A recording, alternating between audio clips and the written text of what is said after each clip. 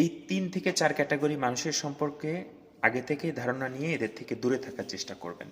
সবসময় যারা আপনার অসহায়ের সময় আপনাকে ছেড়ে চলে যায় এবং বিভিন্ন অজুহাত খুঁজে আপনার থেকে দূরত্ব বজায় রেখে চলে, এবং যারা আপনার সাথে চলার সময় ছোটোখাটো যাই ভুল করুক, দেখবেন এদের ভিতরে কোনো উপলব্ধি আসবে না, তারা কোনো ক্রমেই ভুল স্বীকার করবে না আপনার সঙ্গে।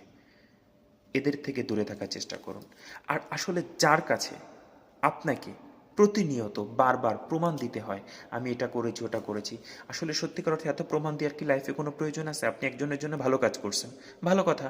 আপনি একজনের জন্য ১ পা এগিয়েছেন, ১ ইঞ্চি এগিয়েছেন, ১০ ইঞ্চি এগিয়েছেন, বাট এগিয়েছেন তো, কষ্ট করেছেন তো, ফোন করেছেন, খোঁজ নিয়েছেন, তার পরিবারের সদস্যরা কেমন আছেন।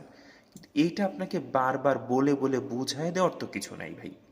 আপনাকে যদি তার কাছে আবার এটা প্রমাণ দিয়ে বুঝাই দিতে হয় যে না, আপনি তাকে ফিল করেন, আপনি চান যে সেই মানুষটা আপনার কাছে লাইফে থেকে যাক, এবং এই মানুষগুলির কাছে যদি প্রমাণ দিতে দিতে আপনার জীবনের একটা অংশ শেষ হয়ে যায়, তো এমন মানুষ রেখে লাভটা কি আমাকে বলেন?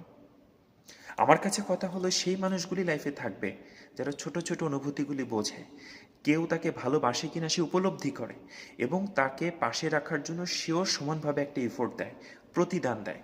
প্রতিদান এই না যে আপনি তাকে ৫০ টাকা দিলেন না সে আপনাকে ১০০ টাকা নাস্তা করালো, কিন্তু আপনি যে তাকে একদিন খোঁজ খবর নিলেন, তার বিপদের সময় দোয়া করলেন, এবং আরেকটা পরবর্তী ফিডব্যাক নিলেন, এবং তার কাছে গেলেন, তাকে সম্মান দিলেন, এবং তার ভুল ত্রুটিগুলি ধরিয়ে দিলেন, বারংবার তার পিছনে লেগে থাকলেন, এবং তাকে সামনে এগিয়ে যাওয়ার জন্য সবসময়ের জন্য আপনার একটা প্রাণান্তকর চেষ্টা আপনার জন্য আপনার হৃদয়ের ভিতরে আছে, কিন্তু এটা তাকে আবার প্রমাণ দিয়ে বোঝাতে হচ্ছে।